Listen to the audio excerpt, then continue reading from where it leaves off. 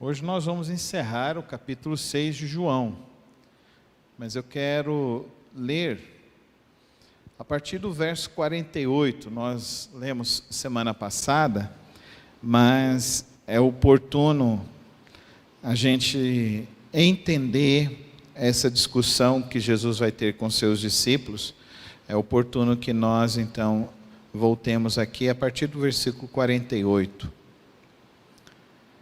João, capítulo 6, a partir do verso 48. A palavra do Senhor diz assim: Eu sou o pão da vida.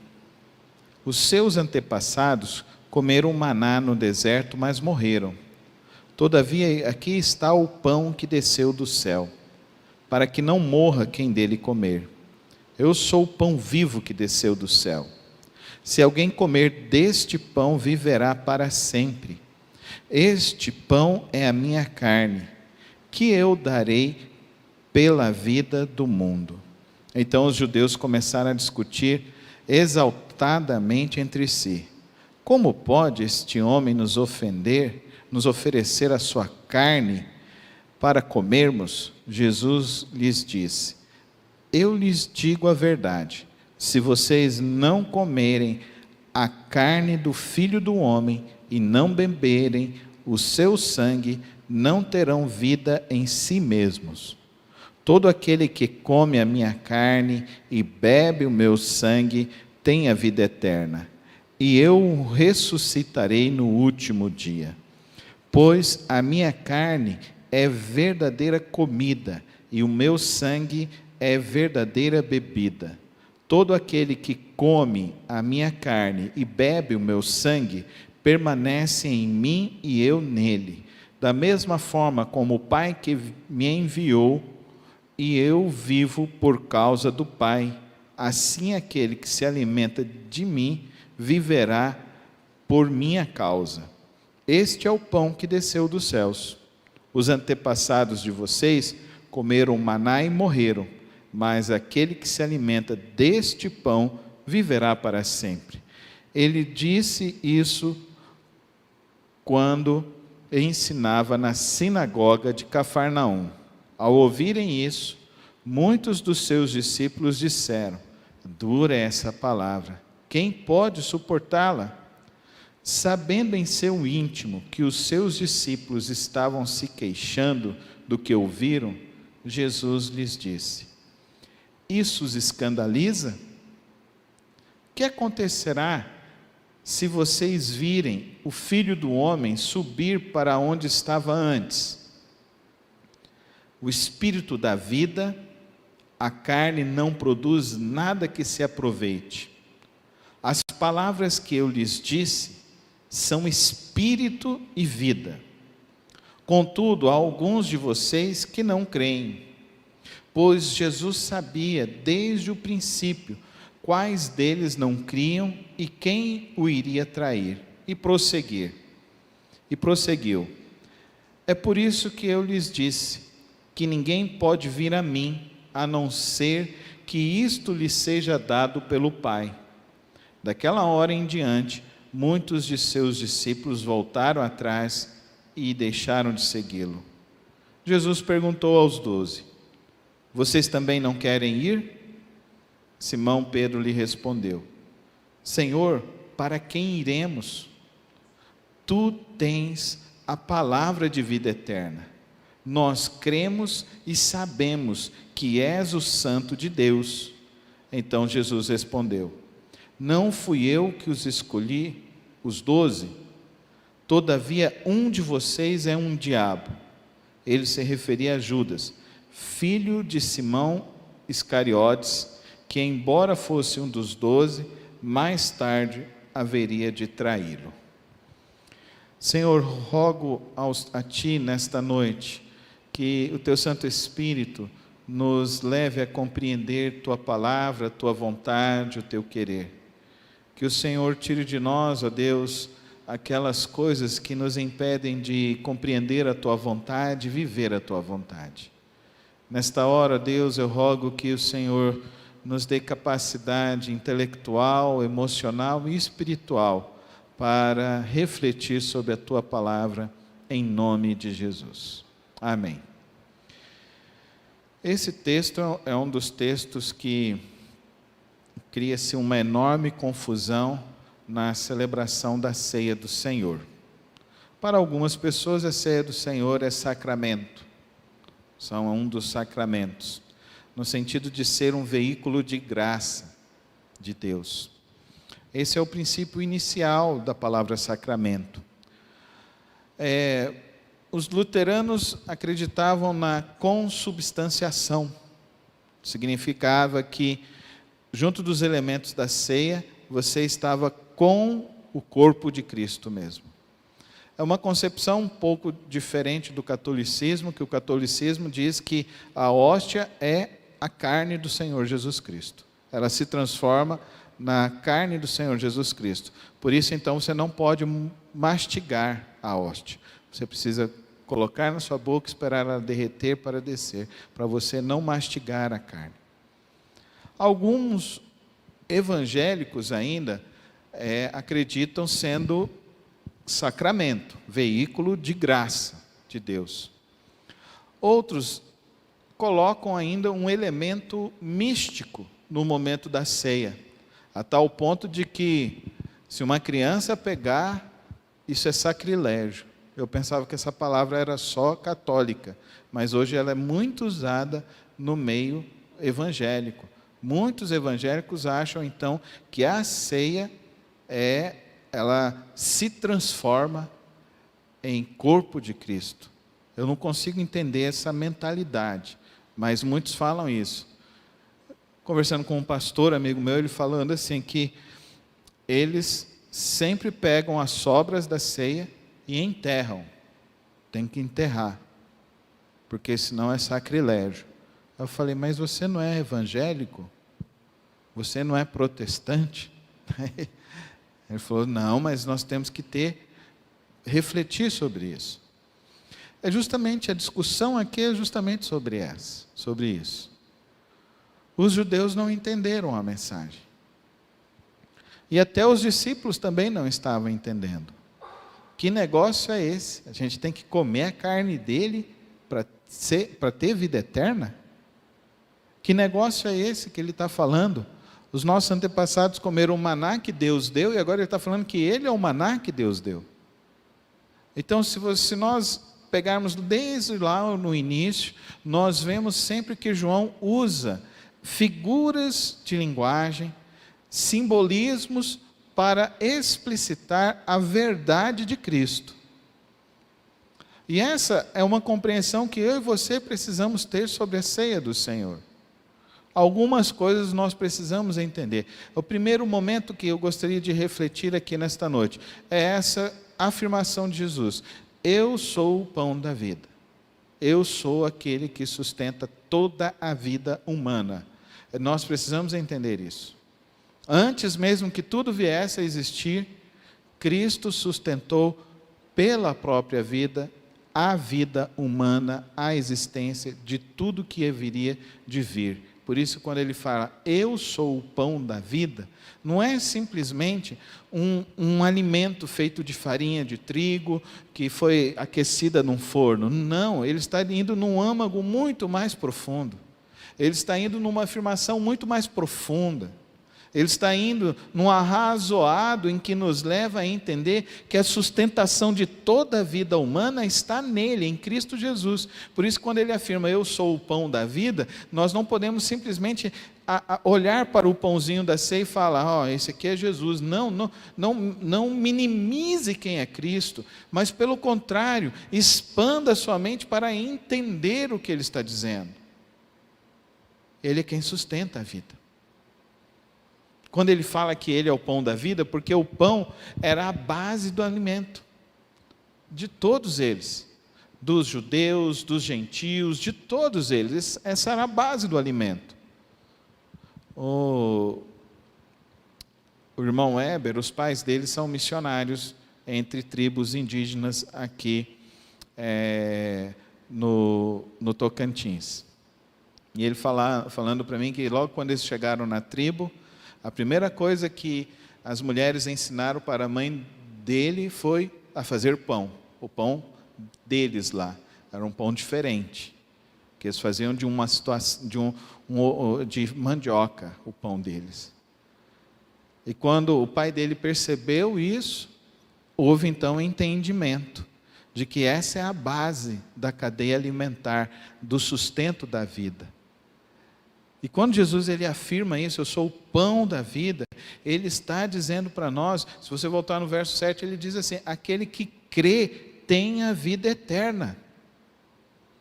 Ele é o pão, e ele novamente ele fala: olha, se vocês entendessem o que eu estou falando, vocês entenderiam que vocês vão para o lugar de onde eu vim. Mostrando para nós então que Jesus Cristo é eterno. Amém, irmãos? Ele é eterno. Enquanto a sua face humana, ele viveu 33 anos, mas na sua concepção de vida, sendo Cristo partícipe da Santíssima Trindade, ele é eterno. E ele, nessa afirmação, ele afirma isso, que ele faz participação da Santíssima Trindade, e ele é eterno, e que ele veio do céu, e ele veio do céu para cumprir o ordenamento de Deus. E qual é esse ordenamento de Deus? De que Deus veio para sustentar toda a vida humana. Por isso que ele usa essa expressão do pão. E por isso, quando nós estamos no momento da ceia, eu sempre reflito assim: um cristão que não vem na igreja participar da ceia, é um cristão que tem um problema sério da compreensão da sua salvação em Cristo Jesus. Que esse é um dos cultos solenes e principais dentro da igreja. E na igreja primitiva, a ceia era tão importante que ela era celebrada em todas as celebrações. E eu acho que o correto seria esse: em todas as vezes que nós nos encontrarmos, nós vamos partilhar o pão, Jesus Cristo. Nós vamos partilhar o vinho, a nova aliança. Mas os judeus, eles se escandalizaram com isso. Como que ele está falando que ele é o pão, que ele é mais importante que o maná? Dá para vocês entenderem? A figura que eles tinham na mente era de que a coisa mais importante que aconteceu na história de Israel foi: Deus deu o maná, Deus deu o pão para nós, Ele nos sustentou, Ele nos guardou, Ele deu para nós o pão. E Jesus, quando Ele chega, Ele fala e faz essa afirmação, que eu sou o pão, e que Ele é eterno, e que eles deveriam então experimentar então da carne e do sangue dele. O que significa isso ainda mais profundamente? Versículo 54, todo aquele que come a minha carne e bebe o meu sangue tem a vida eterna, e eu ressuscitarei no último dia. Todo aquele que se faz partícipe de Cristo, da missão dele, todo aquele que começa a entender então, que ele é um projeto de Deus, cada um de nós. Eu não estou aqui aleatoriamente, eu estou aqui para cumprir uma missão que Deus me confiou, tanto a mim como a cada um de nós. Por isso que quando participamos da ceia, nós falamos o que então na ceia? Nós falamos até que Ele volte, porque nós entendemos que esse vai ser o momento do nosso encontro triunfal com Ele. Esse será o momento em que viveremos então livres da presença do pecado, de Satanás e as suas ordens, livres da nossa própria carne, que é a nossa inclinação para o mal. Mas agora, quando Ele nos convida então a entender isso, pois a minha carne é a verdadeira comida, e o meu sangue é a verdadeira bebida. Todo aquele que come a minha carne e bebe o meu sangue permanece em mim e eu nele. Ele está dizendo o seguinte: o que está sustentando a sua vida? Você já entendeu quem está sustentando a sua vida? Os judeus estavam achando que Deus sustentou só os antepassados deles, que aqueles foram os momentos áureos, mas eles estão ali vendo o próprio Cristo e não estão enxergando o Cristo. Eles estão vendo o próprio Cristo e não estão compreendendo o que o Cristo está dizendo. Eles olham para Jesus e ainda acham que é um escárnio o que ele está fazendo. E Jesus está esclarecendo que ele veio do céu, ele veio para nos dar vida eterna, ele veio para mostrar que Deus não quer simplesmente relacionamentos históricos no passado, ele quer ter relacionamento agora, presente. Por isso que quando a gente participa da ceia, significa: eu faço parte do corpo místico de Cristo, amém, irmãos? Do corpo místico de Cristo, do corpo, eu sou membro do corpo místico de Cristo. Não é simplesmente, eu sou membro da igreja, porque tem gente que não entende isso. Eu sou membro da igreja, minha carta está lá na comunidade batista. Não, querido, você entende que Deus é quem te chamou para fazer parte deste corpo, deste organismo. Você é uma parte do corpo de Cristo, da manifestação de Cristo, neste tempo, nesta época, para revelar que Deus continua chamando os homens para conhecer a eternidade, conhecer a verdade de suas vidas, conhecer o propósito de suas vidas, conhecer a realização para as suas vidas. Por isso que a gente percebe que hoje existe muito mais religiosidade do que espiritualidade.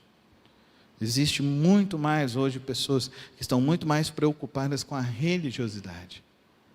E nós precisamos estar preocupados com a espiritualidade. Em outras palavras, eu quero te dizer que você precisa fazer com que o conhecimento que você tem se transforme em sabedoria na sua vida. Não adianta só você saber que Cristo veio, morreu e ressuscitou ao terceiro dia. Você precisa entender que agora você faz parte do corpo místico de Cristo.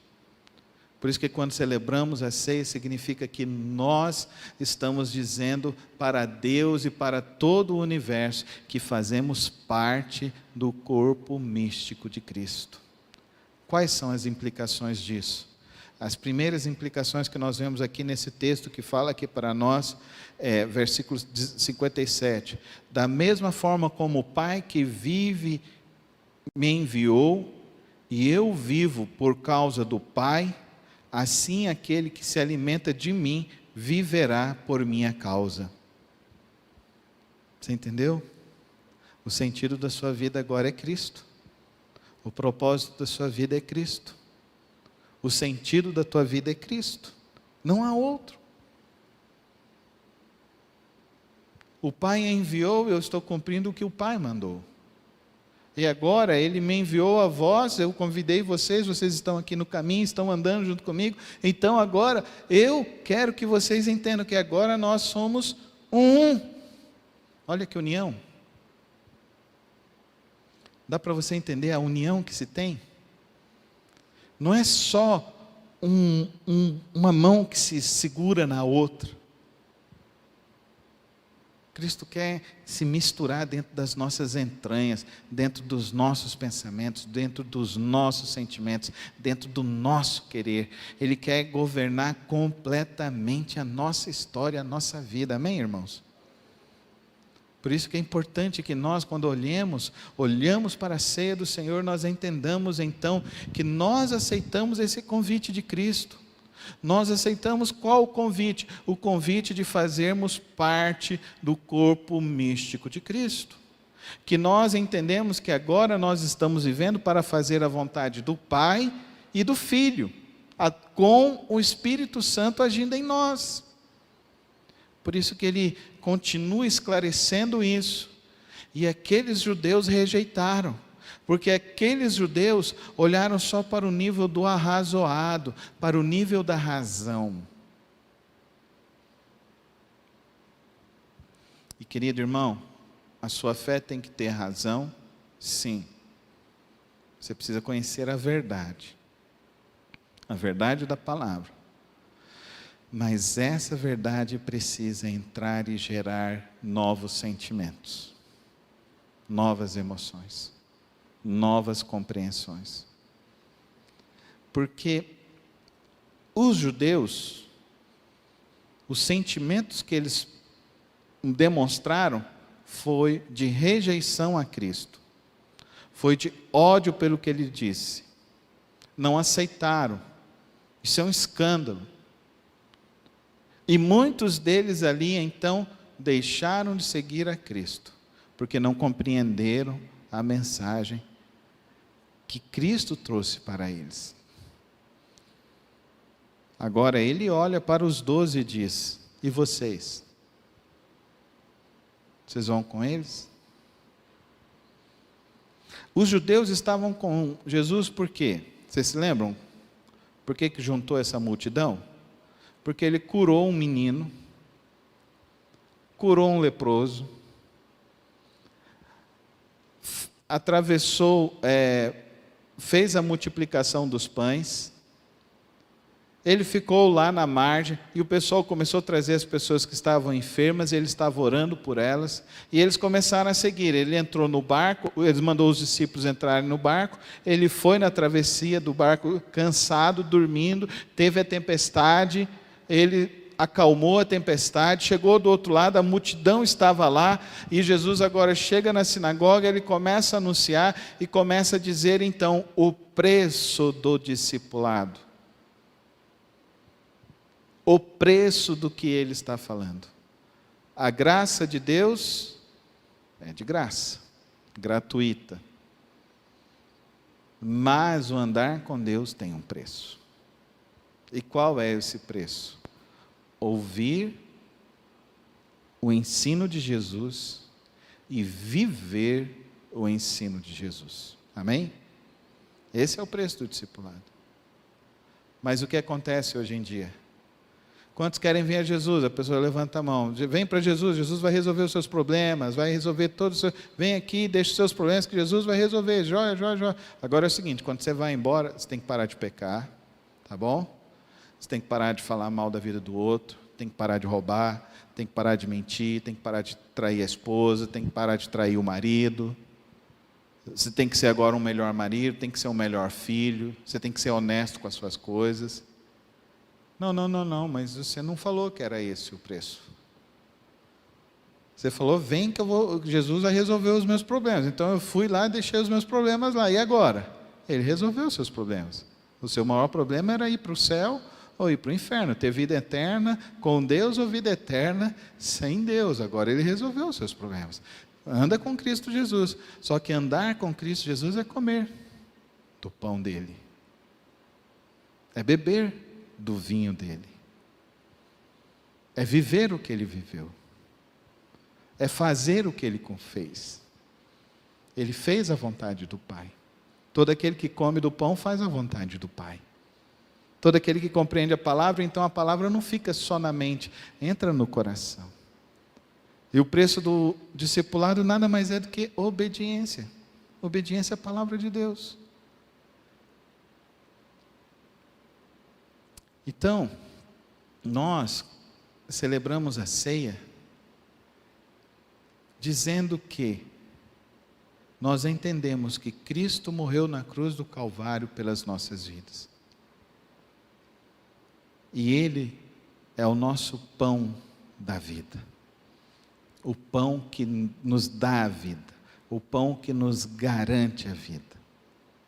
Quando bebemos o vinho, dizemos então que agora nós fomos lavados no sangue de Cristo Jesus e fomos perdoados das nossas transgressões que Cristo levou na cruz do Calvário. Fazemos isso até que Ele volte. E até que Ele volte, não é simplesmente eu venho e participo da ceia, eu participo da ceia para que eu possa viver e continuar vivendo o propósito, a vontade e o querer de Deus.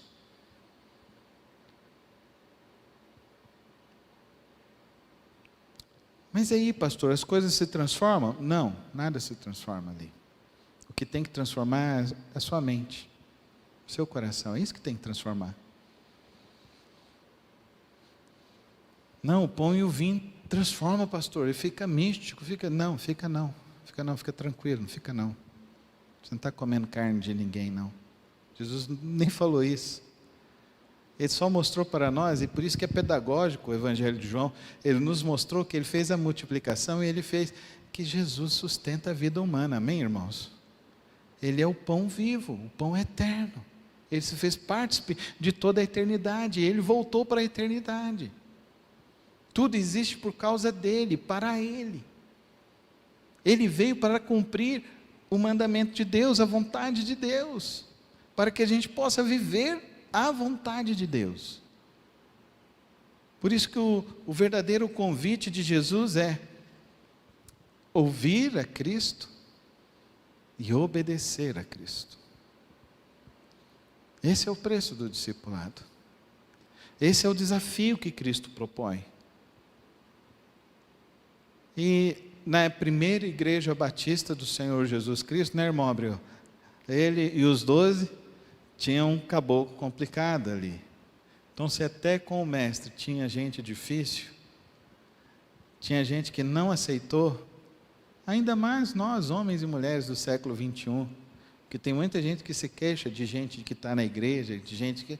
Querido, não olhe para a vida do outro, olhe para Cristo, amém, irmão? Olhe para Cristo, vamos olhar para Cristo e vamos levar à compreensão, querido, Cristo é quem nos sustenta, Cristo é quem sonhou conosco, Cristo é quem nos chamou para um propósito eterno, Cristo é quem nos confiou a palavra de vida, para que a gente possa viver esta palavra. E é interessante que eu estava ouvindo uma nutricionista, não sei se os irmãos estão reparando, mas eu virei o ano, estava com 106 quilos, hoje eu pesei, estou com 99, então eu estou muito feliz hoje, porque sumiram 7 quilos da minha vida, graças a Deus, espero que suma mais 9 até o final do ano, mas essa nutricionista estava falando de que a alimentação precisa ser equilibrada, a gente precisa de sais minerais, de vitaminas, a gente precisa de carboidrato, a gente precisa de proteína. Os nossos pratos precisam ter esses alimentos, para que a gente possa viver. E Jesus diz para nós que nós precisamos ter só um alimento. E esse alimento veio do céu, Jesus Cristo. Esse é o alimento que alimenta a nossa alma, que alimenta o nosso viver, que norteia para onde nós vamos. Ele é a nossa esperança, Ele é a nossa vida. Ele é quem garante para nós que antes que tudo viesse a existir, por amor, Ele demonstrou o amor ao Pai por nós. E que Ele nos ama profundamente, imerecidamente. E que Ele nos ama para que possamos ir morar com Ele. Não é assim que a gente faz? A gente namora, e a gente depois não consegue ficar longe do outro. A gente quer morar junto com o outro. Aí a gente casa para morar com o outro. Não é assim? Jesus fez isso por nós. Ele não só nos amou, mas Ele quer nos levar para a casa dEle. E Ele está voltando para nos levar para a morada celestial. Porque Ele é o pão vivo, Ele é o pão eterno. O pão de que quem se alimenta dEle encontra satisfação para a sua vida a partir daqui. Encontra esperança, propósito, encontra vida para viver. Esse é Jesus, o pão vivo. Por isso, que quando celebrarmos e você ouvir que vai ter ceia do Senhor, venha, participe, venha com toda a alegria do seu coração, porque você entendeu que Deus deu o nosso maná, que é Jesus Cristo. Se lá no deserto eles tinham o maná, Deus nos deu Jesus Cristo, que é o nosso maná para vivermos. Vamos fechar os nossos olhos, agradecer a Deus pela preciosa salvação.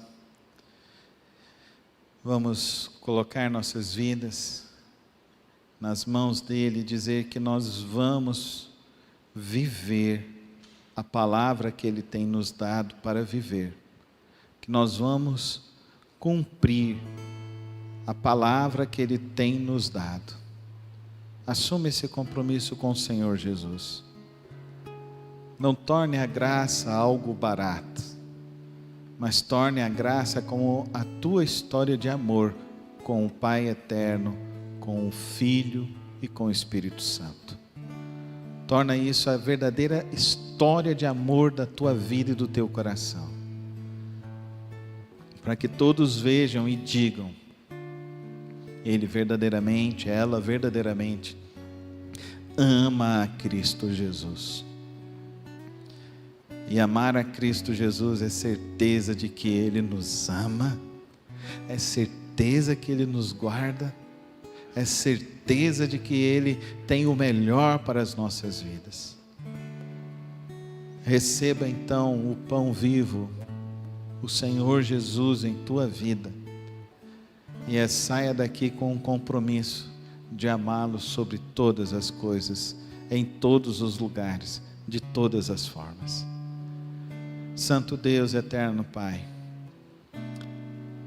eu te agradeço pelo Filho Jesus Cristo. Filho, eu te agradeço pela obra redentora que realizaste na cruz do Calvário. Te agradeço porque hoje, mesmo estando no trono de toda a eternidade, o Senhor ainda olha para nós, nos chamando para o teu reino de amor. Eu te agradeço pelo Santo Espírito que vem sobre nós e nos é o penhor da salvação, a certeza de que fomos lavados no sangue do teu Filho. E que, ó Deus, nós possamos entender o nosso papel como membros do teu corpo místico na terra, do teu corpo, ó Deus, que sinaliza o teu reino, do teu corpo, ó Deus, que fala do teu amor a quem precisa, do teu corpo que se mobiliza, ó Deus, para salvar vidas, para restaurar famílias, para fazer diferença neste mundo. Que nós, ó Deus, tenhamos essa consciência, esse compromisso de sermos o teu povo. E que nós, ó Deus, sempre quando olharmos, ó Deus, não venhamos a ter nenhuma dúvida. E possamos falar como o teu servo Pedro disse: só tu é quem tens as verdadeiras palavras para as nossas vidas. Só tu, ó Deus, só tu, ó Filho, só tu, ó Santo Espírito, que tens as verdadeiras palavras que preenche o nosso ser, que preenche a nossa vida. Só o Senhor que tem essas palavras, as palavras que nos trazem esperança, as palavras que curam as feridas da nossa alma, as palavras que nos libertam da escravidão do pecado, as palavras que nos transformam por dentro, por fora, as palavras que nos levam a viver em santidade ao Senhor, ó Pai. Somente o Senhor que tem essas palavras, e nós queremos viver para Ti, Senhor. Nós queremos andar contigo, nós queremos, ó Deus, sermos membros do Teu corpo místico, a Tua igreja amada, Teus servos neste mundo, em nome de Jesus. Amém, amém e amém.